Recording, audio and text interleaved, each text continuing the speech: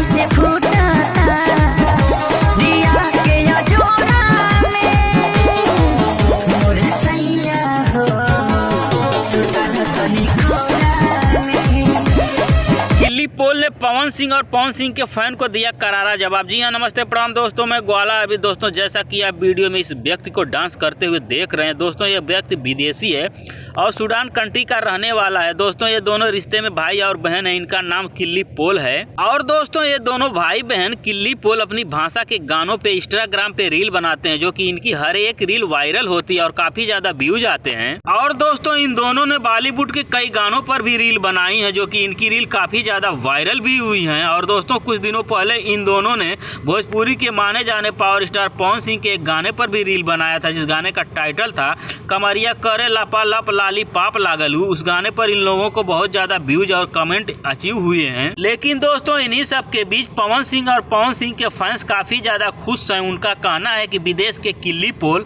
जो कि हमें ही भोजपुरी इंडस्ट्री में पहचानते हैं, इसलिए हमारे ही गानों पे रील बना रहे हैं। लेकिन दोस्तों इसी रील्स को लेकर पवन सिंह और पवन सिंह के फैंस काफी ज्यादा उतावले हो रहे थे, लेकिन किल्ली पोल ने कुछ अलग करते हुए पवन सिंह और पवन सिंह के फैंस को करारा जवाब दिया और उन्होंने खेसारी लाल यादव के एक गाने पर रील्स बना दिया, जिस गाने का टाइटल है मोरे सैया और उठाला तनी कोरा में।